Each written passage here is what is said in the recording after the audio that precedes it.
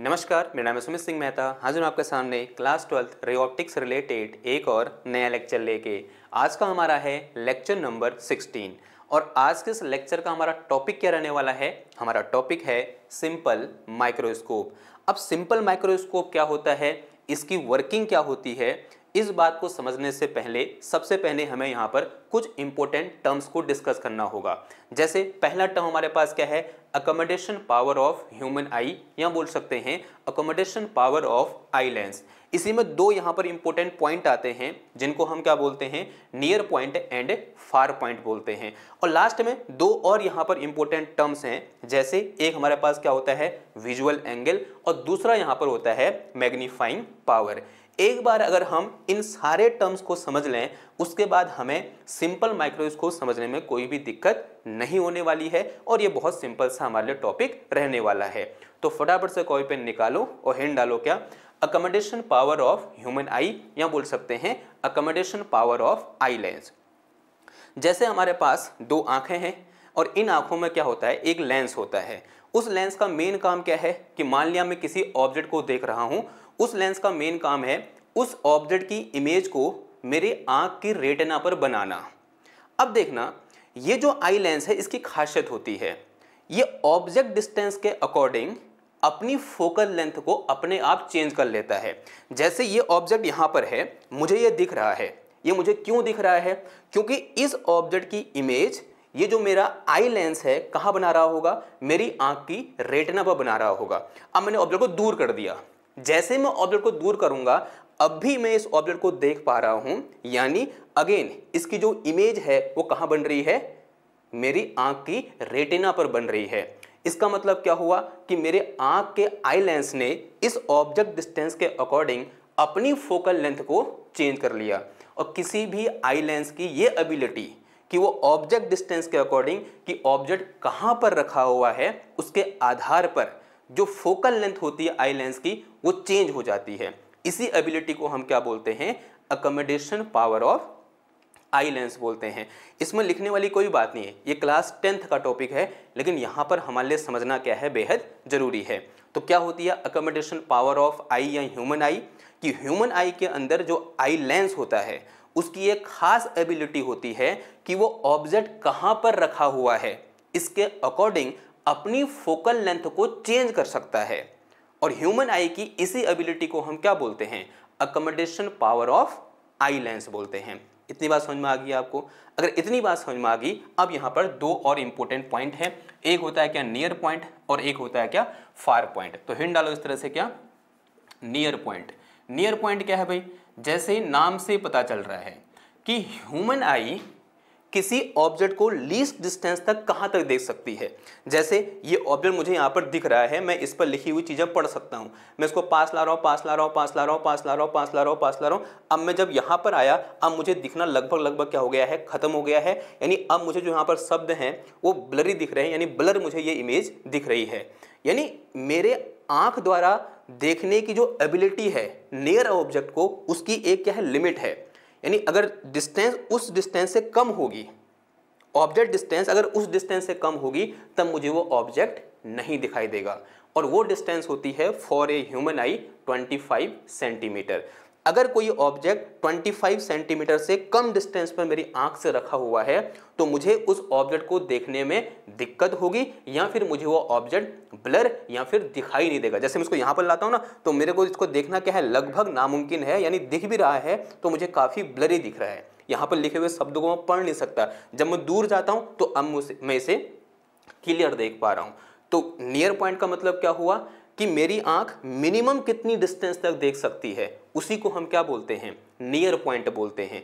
या इसी के लिए एक और वर्ड यूज किया जाता है, इसको हम बोलते हैं क्या, least distance of clear vision. क्या बोलते हैं, least distance of clear vision बोलते हैं।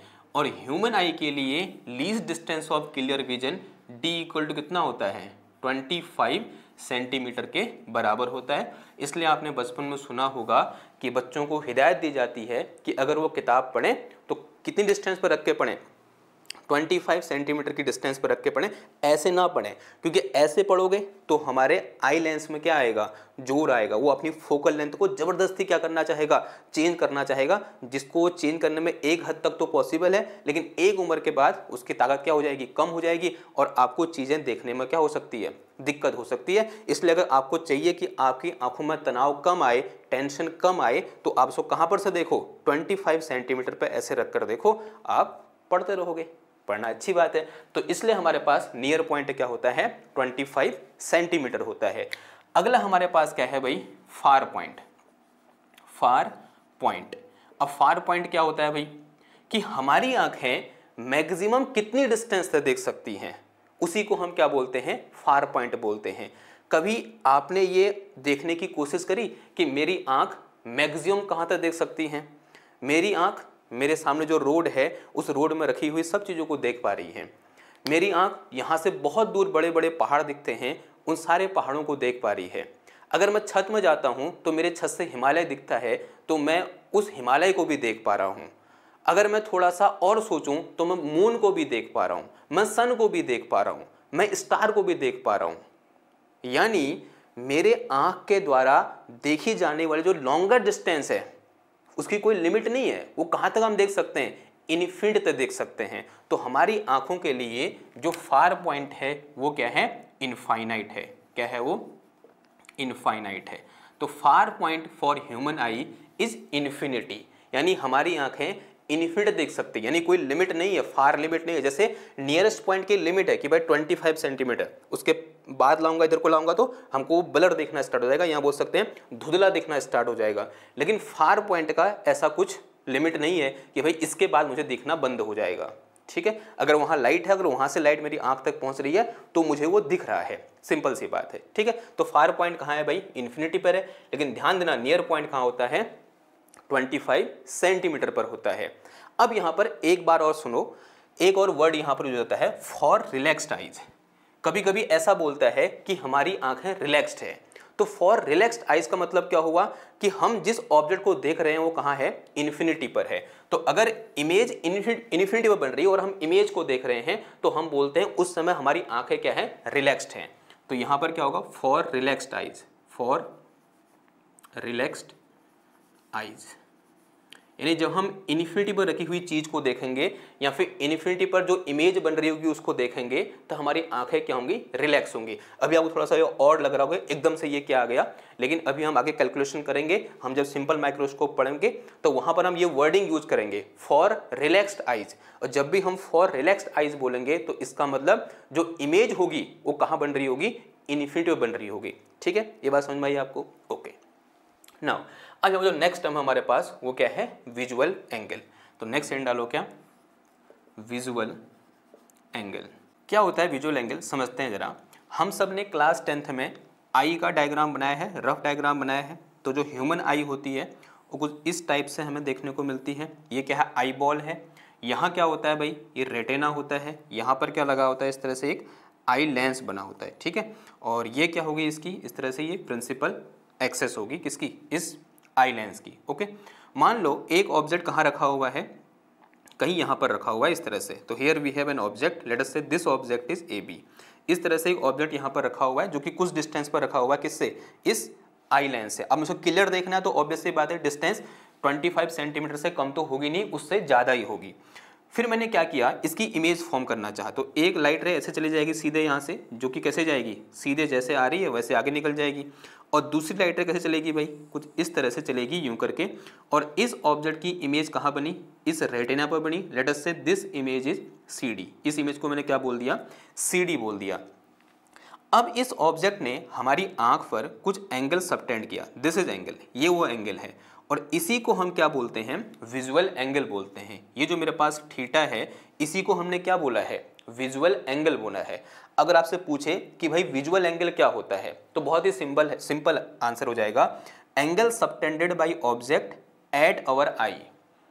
किसी ऑब्जेक्ट के द्वारा हमारी आंख पर बनाया गया जो एंगल होता है उसी को हम क्या बोलते हैं, विजुअल एंगल बोलते हैं। अब ध्यान समझना यहाँ पर ये जो एंगल जो आई है वो कैसी आई है, एक नेकेड आई है। नेकेड आई का मतलब अभी मेरी आंखें नेकेड नहीं है, अब नेकेड है, यानी यहाँ पर कोई भी किसी भी टाइप का ऑप्टिकल इंस्ट्रूमेंट नहीं लगा है, न कोई माइक्रोस्कोप लगा है, न कोई टेलीस्कोप लगा है, न हम किसी कैमरे की मदद से देख रहे हैं। हम सिंपल हमारी जो नेकेड आई है उससे अगर मैं किसी ऑब्जेक्ट को देख रहा हूँ इस तरह से, अब इस ऑब्जेक्ट ने मेरी आंख के लेंस पे जो एंगल बनाया या मेरी आई पे जो एंगल सबटेंड किया, उसी को हमने क्या बोला है, विजुअल एंगल बोला है। ये बात आपको समझ में आ रही है?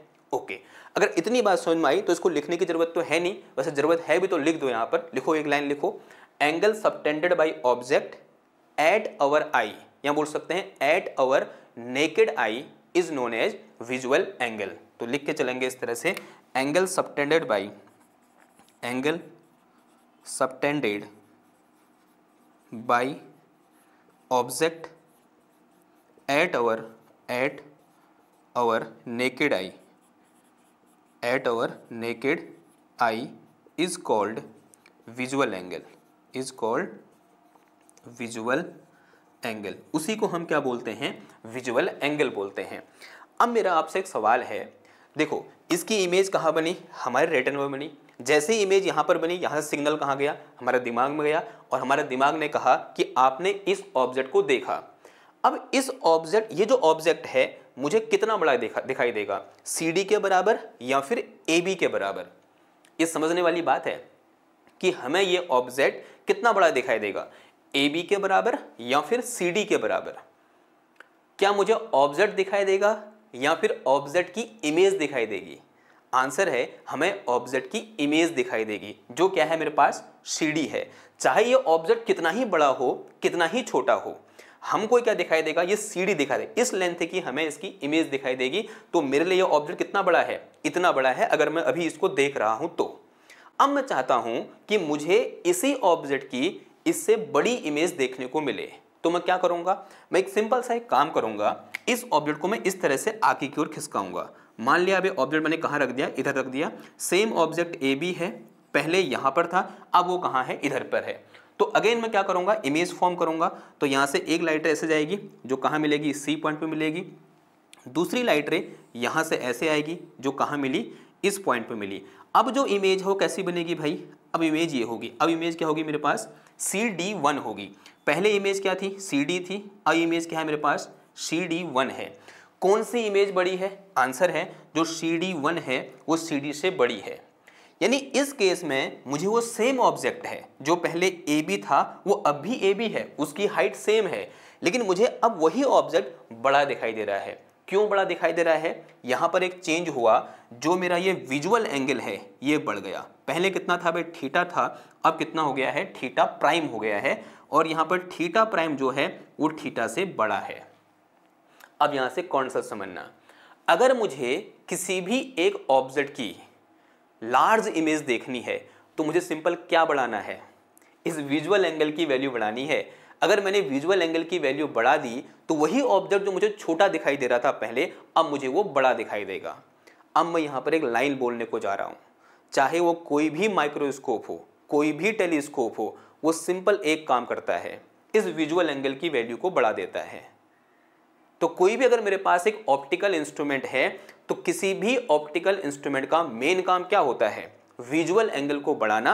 अगर मैं घड़ी के छोटे छोटे पुर्जों को देख रहा हूं और ऐसे एक मैग्नीफाइंग ग्लास यूज कर रहा हूं, तो मैग्नीफाइंग ग्लास क्या करेगा, उन छोटे छोटे घड़ी के पुर्जों की बड़ी सी इमेज बनाएगा। कहां, मेरी आंख की रेटिना पर, क्योंकि उसने क्या किया, इस विजुअल एंगल को बढ़ा दिया। तो किसी भी ऑप्टिकल इंस्ट्रूमेंट का जो मेन काम होता है वो क्या होता है, इस विजुअल एंगल को बढ़ाना होता है। तो आप इस बात को लिख लीजिए कहीं पर भी कि जो ऑप्टिकल इंस्ट्रूमेंट का मेन काम है वो क्या है, विजुअल एंगल को बढ़ाना है।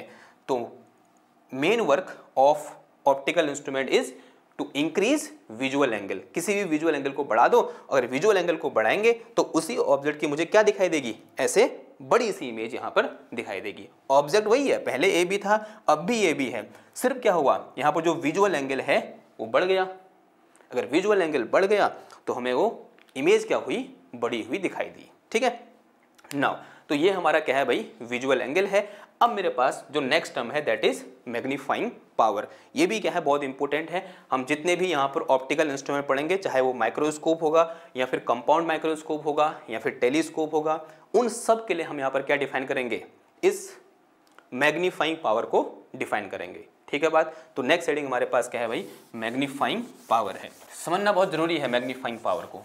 हेड डालो क्या, मैग्नीफाइंग पावर। पहले इसको डिफाइन करते हैं फिर समझते हैं। नेक्स्ट हेडिंग क्या है हमारे पास, magnifying power. Magnifying power and it is represented by M. एक बार मैं इसकी डेफिनेशन लिख लेता हूं, फिर आपने आप समझ, डेफिनेशन लिखूंगा समझ में आएगा कि भाई मैग्नीफाइंग पावर होती क्या है। तो magnifying power M is equal to ratio of angle subtended by angle subtended by image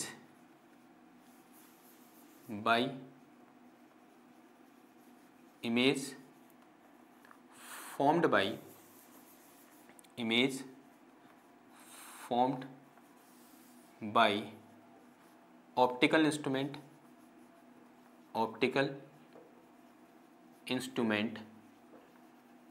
at eye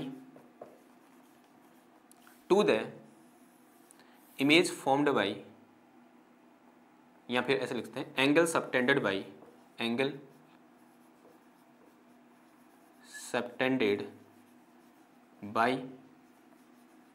object at naked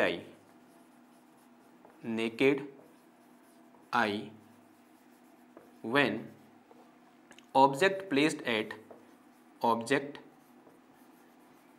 placed at least distance of clear vision, least distance of clear vision। ठीक है भाई, ऊपर वाला तो बड़ा आसान है, लेकिन नीचे वाले को समझना क्या है, बहुत जरूरी है। तो यहाँ से m इक्वल टू क्या आ जाएगा मेरे पास, यही इसकी डेफिनेशन हो जाएगी। आप सिंपल अगर लैंग्वेज में लिखना चाहते हो तो क्या लिखोगे, magnifying power is defined as ratio of angle subtended by image formed by optical instrument at eye. Optical instrument जो इमेज फॉर्म करेगा किसी ऑब्जेक्ट की, उसके द्वारा हमारी आंख में जो एंगल सबटेंड होगा उसका, और दूसरा किसके साथ, angle subtended by object at naked eye when object placed at least distance of clear vision. यहाँ पर ये जो लाइन है ना, ये बहुत इंपॉर्टेंट है, when object placed at least distance of clear vision. साथ ही साथ आई कैसी है भाई, नेकेड आई है, आंख में किसी भी टाइप का ऑप्टिकल इंस्ट्रूमेंट नहीं लगा हुआ है। तब इन दोनों का रेशियो, इन दोनों एंगल का रेशियो क्या कहलाता है, मैग्नीफाइंग पावर कहलाता है। तो इसी को मैं शॉर्ट में लिखने के लिए m इक्वल टू क्या लिख सकता हूँ, बीटा अपॉन एल्फा लिख सकता हूँ। यहाँ पर जो बीटा है वो क्या है, angle subtended by image formed by optical instrument at eye है, और एल्फा क्या है, angle subtended by object at naked eye when this object is placed at least distance of clear vision. ये बात अपने दिमाग में अच्छे से बैठा लो। ठीक है बात, इतनी बात सही है। तो ये सारे टर्म हमने क्या कर लिए, एक एक करके डिफाइन कर लिए। सबसे पहले हमने क्या पढ़ा, अकोमोडेशन पावर ऑफ लेंस पढ़ा, फिर हमने नियर पॉइंट पढ़ा, फार पॉइंट पढ़ा। नियर पॉइंट क्या होता है 25 सेंटीमीटर, फार पॉइंट क्या होता है हमारे पास इनफाइनाइट होता है। फिर हमने क्या पढ़ा, विजुअल एंगल पढ़ा, जो कि बहुत ही सिंपल था, angle subtended by object at eye is known as visual angle. और अगर मुझे किसी एक छोटे से ऑब्जेक्ट की बड़ी सी इमेज देखनी है तो मुझे सिर्फ क्या बढ़ाना है, इस विजुअल एंगल की वैल्यू बढ़ानी है। विजुअल एंगल की वैल्यू बढ़ाने से जो इमेज है वो क्या कर जाएगी, बढ़ जाएगी, और मतलब इमेज का साइज क्या कर जाएगा, इंक्रीज कर जाएगा। और जितने भी ऑप्टिकल इंस्ट्रूमेंट होते हैं वो इसी प्रिंसिपल पर काम करते हैं कि भाई उन्हें सिर्फ क्या काम होता है उनका, विजुअल एंगल की वैल्यू बढ़ा दो। विजुअल एंगल की वैल्यू बढ़ाएंगे, अपने आप जो इमेज होगी वो कैसे दिखेगी, मेरे को लार्ज इमेज दिखेगी। फिर हमने क्या पढ़ा, मैग्नीफाइंग पावर पढ़ा, जो बीटा अपॉन अल्फा के बराबर होता है, जहां बीटा क्या है, angle subtended by image formed by optical instrument at human eye है, यहाँ पूछते हैं एट आई है। और दूसरा जो यहाँ अल्फा है वो क्या है, angle subtended by object at I when this object is placed at least distance of clear vision, ये लाइन बहुत इंपॉर्टेंट है और इन दोनों का रेशियो क्या कहलाता है, मैग्नीफाइंग पावर कहलाता है। अब आते हैं अपने मेन टॉपिक पर, दैट इज सिंपल माइक्रोस्कोप। तो फटाफट से हेडिंग डालो, क्या, सिंपल माइक्रोस्कोप। तो ये सब मैं मिटा के चल रहा हूँ, हेडिंग क्या है हमारी, सिंपल माइक्रोस्कोप।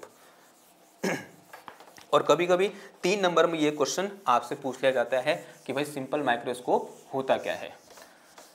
और सिंपल माइक्रोस्कोप समझना इसलिए भी जरूरी है क्योंकि आगे 5 नंबर वाला क्वेश्चन है, दैट इज कंपाउंड माइक्रोस्कोप। अगर ये समझ नहीं आएगा तो वो भी समझ नहीं आएगा, ये इतनी बात तो पक्का है। क्योंकि बेस यहाँ से बनेगा ना, आप यहाँ से एक एक टर्म क्या करोगे, आगे मतलब एक एक टर्म जुड़ते रहेंगे, वहाँ सब कंबाइन होकर एक साथ आपको क्या मिलेगा, कंपाउंड माइक्रोस्कोप मिलेगा।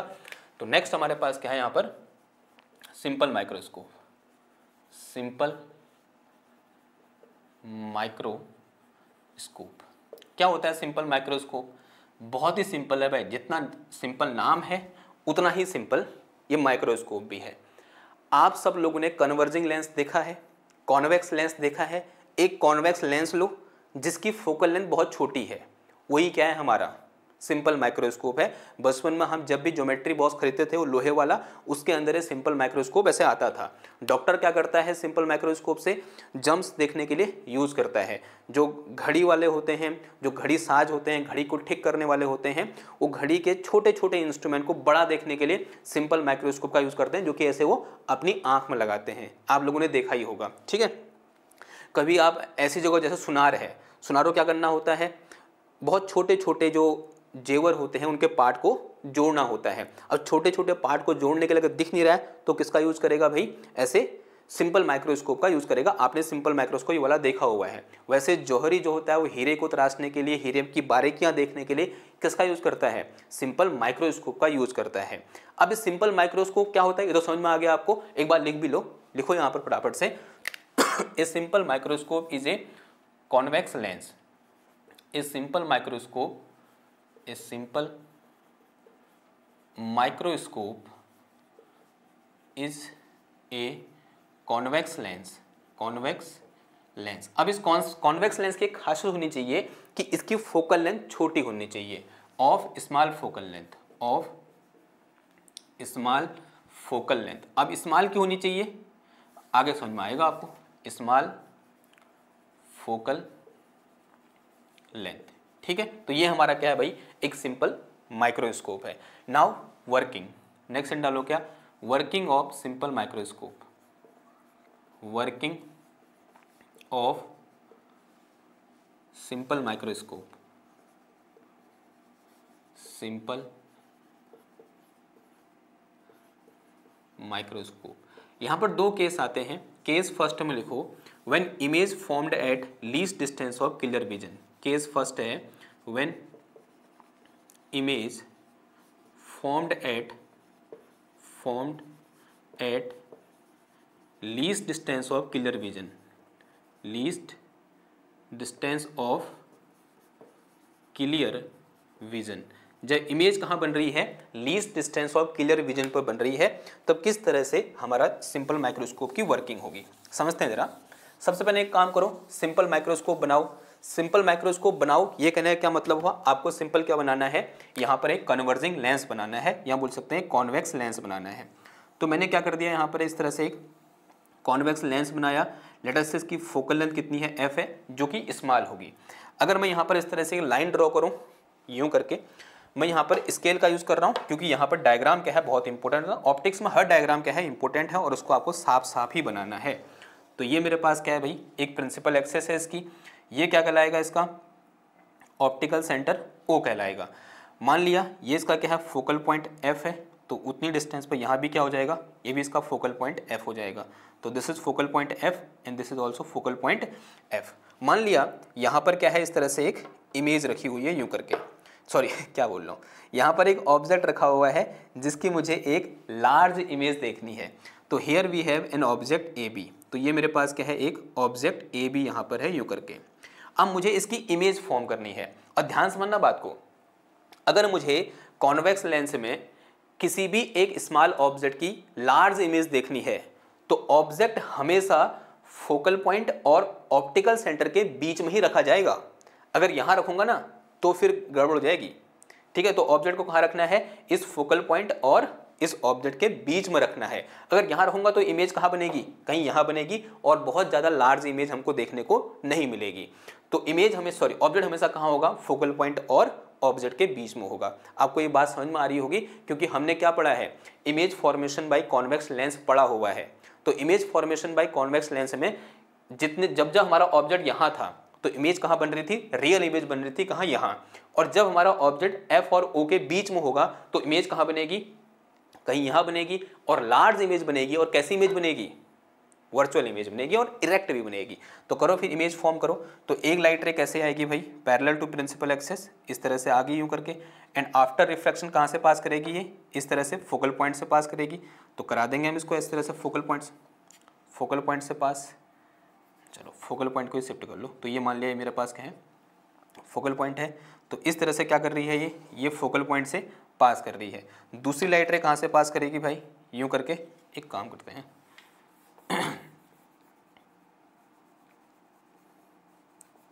थोड़ा सा दोबारा बना रहे हैं क्योंकि बहुत ज़्यादा फोकल लेंथ हो रही है, ऊपर जगह नहीं मेरे पास। दोबारा बनाओ। ये मेरे पास क्या है भाई, ये लेंस है, ये क्या है इसकी प्रिंसिपल एक्सिस है, ये क्या है ऑप्टिकल सेंटर ओ है, ये इसका फोकल पॉइंट एफ है, और यहाँ भी ये इसका क्या है फोकल पॉइंट एफ है। एक ऑब्जेक्ट कहीं यहाँ पर रखा हुआ है यूँ करके, इसको मैंने क्या बोल दिया, ए बी बोल दिया। एक light ray parallel to principal axis आएगी एंड आफ्टर रिफ्लेक्शन कहाँ से पास करेगी भाई, फोकल पॉइंट से पास करेगी। दूसरी लाइट रे कहाँ से आएगी, ऑप्टिकल सेंटर से आएगी।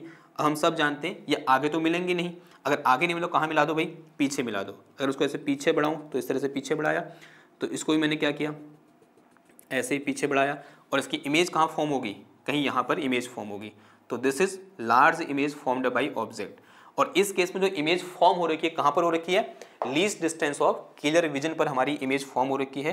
तो यहाँ से यहाँ तक ये डिस्टेंस कितनी है, इसको हमने कितना बोल दिया, डी बोल दिया।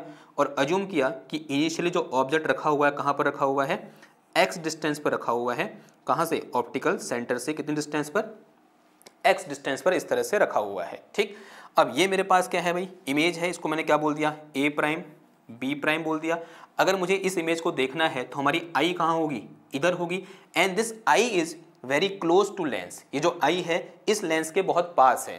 यानी जो ये इमेज इस लेंस, जो ये इमेज इस लेंस पर जो एंगल बनाएगी वही एंगल हमारे आंख पर भी बन रहा होगा। अब मैं यहाँ पर एक बात कर रहा हूँ, ध्यान से समझना इस बात को, कि ये जो आई है हमारी ह्यूमन आई है जिससे हम ऐसे देख रहे हैं, ये जो है इस लेंस के बहुत पास है।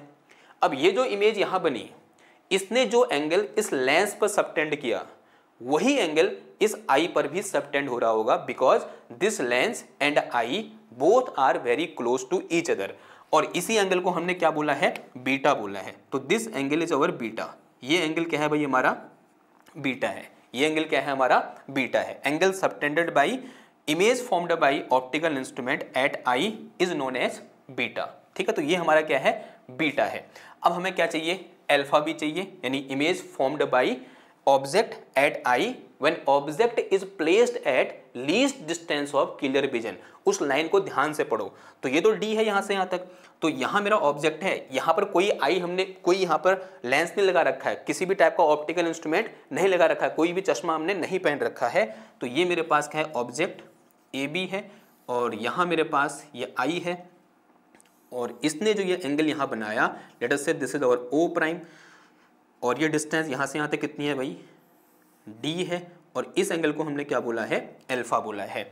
इस डायग्राम से कोई भी लेना देना नहीं है। ये हमने अलग से डायग्राम ड्रॉ किया है, ये हमने अलग से डायग्राम ड्रॉ किया है। ठीक है, तो this beta is angle subtended by this image formed by optical instrument at eye, and this alpha is image formed by angle subtended by object at I when object is placed at least distance of clear vision D। ठीक है, ये बात समझ में आ गई आपको। अब हमें क्या डिफाइन करना है भाई, magnifying power of this lens. इस लेंस की मैग्नीफाइंग पावर क्या होगी, ये डिफाइन करना है। क्या होता है फॉर्मूला, ये फॉर्मूला यहाँ पर लिखा हुआ है, मेरा तो मिट गया, आपका पूरा लिखा होगा।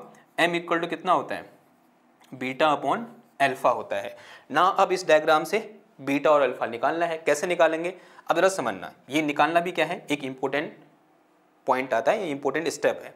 देखो एक काम करो, यहाँ पर एक ट्रायंगल है, ट्रायंगल ABO दिख रहा है आपको, कौन सा वाला, ये वाला ABO, ये O प्राइम में, ध्यान देना, ये मेरे पास क्या है, ट्रायंगल ABO है।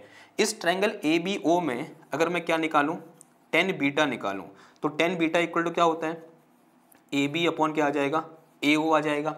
Now if beta is very very small, condition क्या लगा दी मैंने, beta is very very small, अगर बीटा बहुत छोटा है then we know that from approximation then this tan beta approximately equal to beta. ये कंडीशन हमने पहले भी यूज की थी जब हमने क्या पढ़ा था, इमेज फॉर्म्ड बाय या refraction of light from spherical surface पढ़ा था, वहां पर भी हमने ये कंडीशन लगाई थी कि tan beta approximately equal to beta because angle beta is very very small. ठीक है, now this equation will can be done as beta equal to कितना आ जाएगा, AB अपॉन AO आ जाएगा। तो यहाँ से क्या आ गया मेरे पास, beta equal to AB upon AO आ गया। नाउ वैसे मैं क्या निकाल सकता हूँ, अल्फा निकाल सकता हूँ। तो अल्फा निकालने के लिए कहाँ आ रहा हूँ मैं, इस ट्रायंगल में आ रहा हूँ। तो मेरे पास यहाँ पर क्या है, ट्रायंगल ABO प्राइम है। इस ट्रायंगल ABO प्राइम में अगर मैं tan अल्फा लिखूंगा तो tan अल्फा इक्वल टू कितना आ जाएगा, यहाँ से AB अपॉन AO प्राइम आ जाएगा। अगेन सेम कंडीशन लगा दूंगा, alpha is very very small, जो अल्फा है वो वेरी वेरी स्मॉल है, very very small, then this tan alpha approximately equal to alpha. तो यहाँ से मेरे पास अल्फा इक्वल टू कितना आ गया, AB अपॉन AO प्राइम आ गया। अब एक काम करो, इस बीटा और अल्फा दोनों की वैल्यू यहाँ पुट कर दो, इसकी क्या आ जाएगी, मैग्नीफाइंग पावर आ जाएगी। ठीक है, now magnifying power of this lens, sorry this simple microscope will be equal to, beta की जो कितना है मेरे पास यहाँ AB अपॉन AO है। ध्यान देना, जब आप बोर्ड में लिख रहे हो ना, तो जब इसके बाद मैग्नीफाइंग पावर आपने डिफाइन करनी है तो ऐसे ही हेडिंग लेना, पहले ऐसे पहले हेडिंग लिख ली मैग्नीफाइंग पावर, उसके बाद एक फॉर्मूला लिख लिया, उसके बाद आप इस स्टेप में आना। ठीक है, तो मैंने यहाँ पर एक स्टेप शॉर्ट कर दिया, आप शॉर्ट मत करना क्योंकि हो सकता है आधा नंबर काट दे एग्जामिनर, कोई भरोसा नहीं। ठीक, तो यहाँ से m इक्वल टू कितना आ गया, AB अपॉन AO आया। तो यहाँ से मेरे पास कितना आ जाएगा, AB अपॉन AO प्राइम आ जाएगा। देखो इस AB से ये AB कैंसिल हो जाएगा, तो यहाँ से मेरे पास m इक्वल टू कितना आया, AO प्राइम अपॉन कितना आ गया, AO आ गया। अब मेरे पास AO प्राइम और AO की वैल्यू होंगी।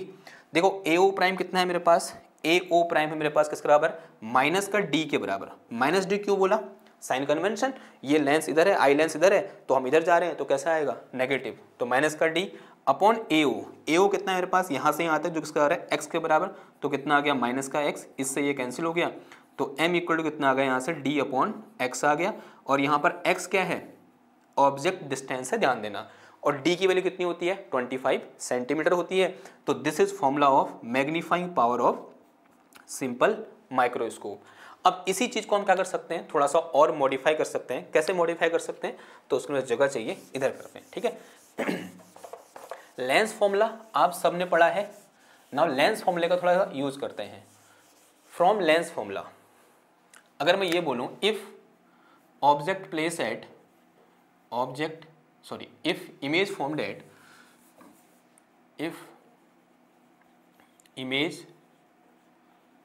formed at least distance of clear vision,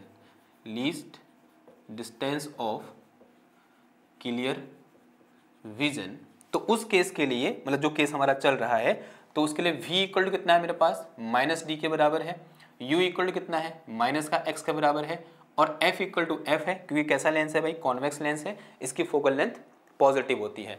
now from lens formula 1/f equal to कितना होता है, 1/v माइनस 1/u के बराबर होता है। तो 1/f की जगह f आ जाएगा, and this is equal to 1/v की जो कितना आ गया, माइनस का d, माइनस का 1/u की जो कितना आ जाएगा, माइनस का x, माइनस कितना हो जाएगा, प्लस हो जाएगा। अब एक काम करो, फिर ये 1/f ऐसे रहने दो, and this is equal to, यहाँ से एक काम करो 1/d बाहर ले लो, 1/d मैंने बाहर लिया, अंदर कितना बच गया, माइनस का 1 प्लस का d अपॉन कितना आ गया, x आ गया। इस d को मैं इधर ले आया, तो d upon f this is equal to minus का 1 प्लस का d अपॉन x आ गया। तो यहाँ से मेरे पास d अपॉन x, ये माइनस 1 इधर है, प्लस का 1 हो जाएगा, तो 1 प्लस का 1 प्लस d अपॉन कितना आ गया, f आ गया। तो और d upon x equal to क्या है मेरे पास, m है, मैग्नीफाइंग पावर है, तो यहाँ से मेरे पास magnifying power m equal to D by X, तो D by X equal to कितना है मेरे पास 1 प्लस डी अपॉन एफ आ गया। और ये फॉर्मूला ज़्यादा फेमस है और यहाँ से आपसे क्वेश्चन पूछ लिया जाता है, यानी ये कभी कभी यही फॉर्मूला आपसे एमसीक्यू में पूछ लिया जाता है कि which of the following is formula of magnifying power of simple microscope. तो हमारा आंसर क्या है भाई, m is equal to 1 plus D by F है। ठीक, अब मैग्नीफाइंग पावर जितनी ज़्यादा होगी हमें इमेज उतनी बड़ी दिखाई देगी, वो ऑब्वियस सी बात है। ठीक है, अब जरा समझना बात को, मैग्नीफाइंग पावर किस बात पर डिपेंड कर रही है, एफ पे डिपेंड कर रही है, बिकॉज डी तो फिक्स है 25 सेंटीमीटर, किस पे डिपेंड कर रही है, एफ पे डिपेंड कर रही है। इस एफ की वैल्यू जितनी कम होगी इस एम की वैल्यू उतनी ज़्यादा होगी। तभी मैंने फर्स्ट में बोला था कि ये कैसा लेंस है भाई, स्मॉल फोकल लेंथ वाला लेंस है। अगर फोकल लेंथ स्मॉल होगी तो मैग्नीफाइंग पावर अपने आप क्या हो जाएगी, बढ़ जाएगी और मुझे उतनी अच्छी मैग्नीफाइड इमेज वहां पर देखने को मिलेगी। तो for good magnification focal length of this convex lens must be small. So that's why here we take a convex lens of small focal length. तो this is our formula of magnifying power. ये क्या है, case first है। Now अब आते बढ़ते हैं अपने केस 2 की ओर। अभी इमेज कहाँ फॉर्म हो रही है, इमेज फॉर्म हो रही थी least distance of clear vision पर। अब यहाँ पर जब हम इमेज को देखेंगे तो हमारी आंखों में थोड़ा सा स्ट्रेस होगा, बिकॉज इमेज कहाँ बन रही है, 25 सेंटीमीटर पर इमेज बन रही है। और अगर हम इस इमेज को देखेंगे अपनी आंखों से तो कुछ समय बाद हमारी आंखों में दर्द होने लगेगा। और अगर हम चाहते हैं कि हमारी आंखें रिलैक्स रहे उस इमेज को देखते समय, तो इमेज कहाँ बननी चाहिए, अब आ गया फर्स्ट में पढ़ा था ना वो रिलैक्स आई वाला, इमेज कहाँ बननी चाहिए, इन्फिनिटी में बननी चाहिए। तो for relax eyes image must be formed at infinity, और यही हमारा क्या है, केस सेकंड है। तो उसके लिए मुझे अगेन कुछ चीज़ें मिटानी पड़ेंगी, ये मिटा दूँ मैं फटाफट से। एक काम करो, स्क्रीनशॉट ले लो, मैं मिटा रहा हूँ फिर इसको, आई होप हो गया होगा। ठीक है, मिटा रहा हूँ मैं। नाउ केस सेकंड डालो, case 2 image formed at infinity. Image कहाँ बन रही है भाई, इन्फिनिटी में बन रही है। तब किस तरह से हम मैग्नीफाइंग पावर को डिफाइन करेंगे, यानी उसकी वर्किंग क्या होगी। मैग्नीफाइंग पावर डिफाइन करने का मतलब वर्किंग क्या है उस सिंपल माइक्रोस्कोप की। चलो केस 2, सेकंड केस में मेरे पास क्या, इमेज फॉर्म्ड एट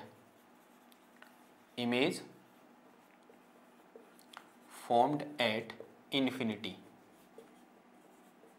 इमेज कहाँ बन रही है भाई, इन्फिनिटी पे बन रही है। अब अगर इमेज इन्फिनिटी बन रही है तो मुझे ऑब्जेक्ट कहाँ रखना पड़ेगा, फोकल पॉइंट पर रखना पड़ेगा। यानी इसके लिए मेरे पास u इक्वल टू कहाँ पर होगा, f पर होगा। ठीक है, u इक्वल टू उसके बराबर होगा, f के बराबर होगा। तो अगेन मेरे पास ये क्या है, कॉन्वेक्स लेंस है यूँ करके। ठीक, और ये क्या है, इसकी प्रिंसिपल एक्सिस है, ये क्या है, इसका ऑप्टिकल सेंटर O है, ये इसका फोकल पॉइंट F, और दूसरा फोकस कहीं यहाँ पर है। और ऑब्जेक्ट कहाँ रखा हुआ है, अभी यहाँ पर रखा हुआ है। तो एक light ray parallel to principal axis जाएगी एंड आफ्टर रिफ्लेक्शन कहाँ से पास करेगी भाई, फोकल पॉइंट से इस तरह से पास करेगी। और दूसरी लाइट रे कहाँ से जाएगी, ऑप्टिकल सेंटर से जाएगी यूँ करके, और ये कैसे हो जाएगी, फिर इसके पैरेलल हो जाएगी। ठीक है, इस तरह से इसके पैरेलल हो जाएगी। ये कहाँ मिलेगी, इन्फिनिटी पर, यानी मिलेगी नहीं कभी। इसको पीछे बढ़ाओगे तो पीछे बढ़ाने पर भी ये नहीं मिलेगी। तो ये कहाँ मिलेगी, इन्फिनिटी पर। अगर इसकी इमेज फॉर्म होगी तो कहाँ फॉर्म होगी, इन्फिनिटी, इमेज इन्फिनिटी पर फॉर्म होगी। तो here we have a image A prime B prime. अब जब मैं इस इमेज को देख रहा हूँगा तो मेरी आँख कहाँ होगी, इस लेंस के बहुत करीब होगी। अब ये इमेज इस लेंस पर जो एंगल बनाएगी वही एंगल कहाँ बनेगा, मेरी आँख पर भी बनेगा, because our eye is very very very close to lens. जो आँख है हमारी उस लेंस के बहुत क्लोज है, इसलिए मैं कह पा रहा हूँ कि ये जो इमेज जो एंगल बना रही है इस लेंस पर, वही कहाँ बन रहा है, हमारी आँख पर भी बन रहा है। ठीक है, और इस केस में ये जो मेरे पास ऑब्जेक्ट डिस्टेंस वो कितना है, f है, बिकॉज ये कहाँ पर रखी हुई है, फोकल पॉइंट पर रखी हुई है। और अगेन अल्फा डिफाइन करना है तो अल्फा डिफाइन करने के लिए इससे उसका कोई पार्टिसिपेशन है नहीं, तो यहाँ पर सिंपल हम अगेन क्या रखेंगे, एक ऑब्जेक्ट रखेंगे और यहाँ से d डिस्टेंस पर अपनी आँख को लगाएंगे, मतलब आँख को रखेंगे। ये डिस्टेंस यहाँ से यहाँ तक d। इस डायग्राम से कोई मतलब नहीं है। तो and this is our alpha, ये हमारा क्या है, अल्फा है। मुझे क्या डिफाइन करना है, m डिफाइन करना है। m इक्वल टू क्या होता है, बीटा अपॉन अल्फा। बीटा यहाँ से आ जाएगा, किसका बराबर होगा, 10 बीटा के बराबर, अगेन सेम अप्रोक्सीमेशन, ठीक है।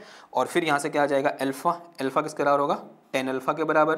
कंडीशन क्या है alpha and beta are very very small, ठीक है। Now beta 10 beta equal to कितना आ जाएगा यहाँ से मेरे पास, देखो इसको ए बी बोल दो, this is our A B object है, तो ये मेरे पास क्या आ गया ए बी अपॉन ए ओ आ गया, एंड अपॉन में कितना आ जाएगा 10 अल्फा, 10 अल्फा मेरे पास क्या है A B upon A O prime के बराबर है, ए बी से ए बी चला गया तो ये मेरे पास कितना आ गया ए ओ प्राइम ऊपर आ जाएगा, और अपॉन में कितना आ गया ये ए ओ आ गया, ठीक है। नाउ अब यहाँ से ए ओ की वैल्यू कितनी होगी भाई, ए ओ की वैल्यू होगी किसके बराबर, सॉरी ए ओ नहीं क्या है ए ओ प्राइम है, ए ओ प्राइम की वैल्यू होगी माइनस का डी के बराबर, ए ओ किसके बराबर होगा मेरे पास माइनस एफ के बराबर, एफ से सॉरी माइनस से माइनस कैंसिल हो जाएगा, तो यहाँ से मेरे पास magnifying power M equal to कितना आ गया डी अपॉन एफ आ गया। तो this is magnifying power in case of relaxed eyes. तो रिलैक्स आइज के केस में ये फॉर्मूला होता है किसका मैग्नीफाइंग पावर का। यहाँ फॉर्मूला क्या निकल के आया था 1 प्लस डी बाई एफ निकल के आया था, यहाँ क्या फॉर्मूला निकल के आ रखा है डी बाई एफ फॉर्मूला निकल के आ रखा है। यानी इस केस में जो मैग्नीफाइंग पावर है वो कितनी कम होगी, 1 यूनिट से कम हो, मतलब 1 से कम होगी, यानी यूनिट कम होगी, 1 यूनिट मतलब 1, 1 कम होगी। यहाँ 1 ज्यादा है, यहाँ 1 क्या है कम है, यहाँ 1 प्लस है, देखो प्लस 1 आ रहा है, यहाँ क्या हुआ वो प्लस 1 गायब हो गया, यानी 1 यूनिट से क्या हो गया, यानी 1 नंबर से यहाँ जो मैग्नीफाइंग पावर है वो कम होगी। क्या इससे बहुत फर्क पड़ जाएगा, नहीं बहुत फर्क नहीं पड़ेगा, लेकिन कुछ फायदा होगा। फायदा क्या होगा, हमारी आंखें क्या हो जाएंगी रिलैक्स्ड हो जाएंगी, हम बहुत देर तक क्या कर सकते हैं ऑब्जर्वेशन कर सकते हैं। किसकी वजह से, क्योंकि इमेज कहाँ फॉर्म हो रही है इन्फिनिटी पर फॉर्म हो रही है, ठीक है। तो दिस इज सेकंड केस, और ये हमारा क्या है सिंपल माइक्रोस्कोप है, ठीक है। इंपॉर्टेंट है ये, यहाँ से क्वेश्चन बनता है, यानी क्वेश्चन क्या बनता है ये खुद ही पूछ लिया जाता है, ये डेरिवेशन जो किया ना हमने ये पूछ लिया जाता है। अब ध्यान देना जब आप बोर्ड में ये क्वेश्चन पूछा जाएगा 3 नंबर में पूछा जाएगा, तो आपको पहले की चीज़ें नहीं करनी है, वो सिर्फ समझने के लिए थी, क्योंकि वो चीज़ें यहाँ भी यूज हुई, जो भी हम ऑप्टिकल इंस्ट्रूमेंट पढ़ेंगे वहाँ वो चीज़ें यूज होंगी। आपको कहाँ से स्टार्ट करना है, जहाँ पर से हमने सिंपल माइक्रोस्कोप हिंट डाली थी वहाँ से आगे स्टार्ट करना है। अगर बोर्ड में क्वेश्चन आए कि सिंपल माइक्रोस्कोप की वर्किंग और उसकी डेफिनेशन लिखो, और सिंपल माइक्रोस्कोप कहाँ कहाँ यूज होता है भाई वो मैंने पहले बता दिया है। डॉक्टर यूज़ करते हैं दांत में कीड़ा लगा नहीं लगा देखने के लिए, ठीक है। जो डॉक्टर होते हैं वो कभी कभी जंक्स देख, जो आप हाथ की गंदगी होती है उसको देखने के लिए भी यूज़ करते हैं। जो घड़ी साज होता है, घड़ी ठीक करने वाला होता है, वो घड़ी के छोटे छोटे छोटे इंस्ट्रूमेंट को देखने के लिए यूज़ करता है, ठीक। सर में तुम्हारे जुएँ पड़ गए हैं तो जुएँ देखने के लिए भी यूज होता है। और कहाँ यूज होता है, कैविटी देखने के लिए होता है, जो मैं आगे कह चुका हूँ। और ठीक है, बस ज्योमेट्री बॉक्स में आप देखते हैं स्केल होती है, जो पटरी होती है स्केल, उस स्केल में अगर 1 सेंटीमीटर तो वो दिख रहा है आपको, अगर 1 सेंटीमीटर छोटे खाने हो जाएं, जैसे वर्नियर कैलिपर्स में हो गया, स्क्रू गेज में हो गया, तो उन खानों को देखने के लिए भी हम उस सिंपल माइक्रोस्कोप का यूज करते हैं, ठीक है। तो ये क्या था आज का हमारा लेक्चर था, आई होप आपको पसंद आया होगा। अगर पसंद आया है तो इसको लाइक करो, शेयर करो, सब्सक्राइब करो, अपने दोस्तों के साथ बांटो इसको। मैं ऐसे आपके लिए वीडियो लाता रहूँगा। मिलता हूँ आपसे नेक्स्ट क्लास में एक और नए टॉपिक के साथ। तो थैंक यू, धन्यवाद, बाय बाय।